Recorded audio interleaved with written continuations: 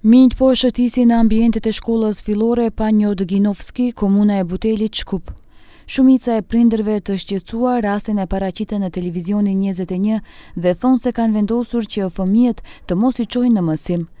Ekipi ynë vizitoi shkollën për të parë se apo zhvillohet procesi mësimor. Aty takuam disa prindër që me ftesë të arsimtarëve erdhën për të marrë fëmijët. A nuk ka mësim sot? Po s'pas ka.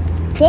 Nuk e di se gjë kanë po kishe kanë gjetë kodin e mi dhe kanë qitaj, kodi shka kanë qitaj Helemanaj Sena, nuk e di shka. Kuptohet a firma, shka do të me qitën edhe që s'ka në ardhën. Na ucenicy Nesme dhe puna shëtë. Shujma? Kuset. Kažete mi ste vidjeli vi nekoj glušet? Ne.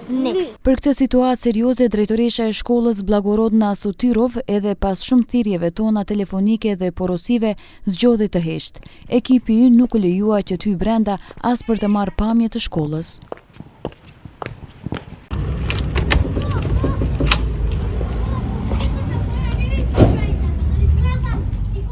Çfarë po ndodh në shkollën fillore Panjodginovski në komunën e Butelit? Televizioni 21 tentoi të futet brenda dhe të shohë se apo zhvillohet procesi mësimor, edhe për të parë situatën për shkak të videove shqetësuese me mijt, por të punësuarit këtu nuk na lanë të hyjmë brenda dhe të marrim të paktën disa pamje. Me që drejtoresha nuk u prononcua, e kërkuam kryetarin e komunës Darko Kostovski. Ai na tha se nesër do të realizohet dezinfektimi i objektit dhe nxënësit do të kthehen në mësim të rregullt.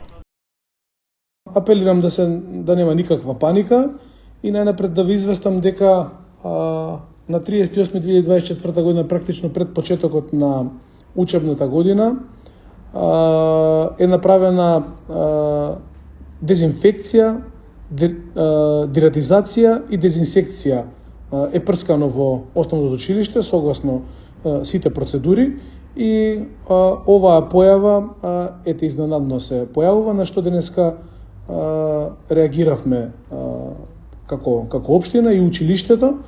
Ќе се направи вонредно прскање, исто така е известен и Центарот за јавно здравје, ќе дојдат утре да го посетат училиштето. Така да сигурен сум дека за многу скоро нема да има никакви проблеми и наставата ќе се одвива непречено. Kjo ngjarje ka nxitur diskutime rreth menaxhimit të kushteve higjienike në këtë institucion arsimor. Prindërit që paraqitën rastin u ankuan për higjienën e dobët në këtë shkollë.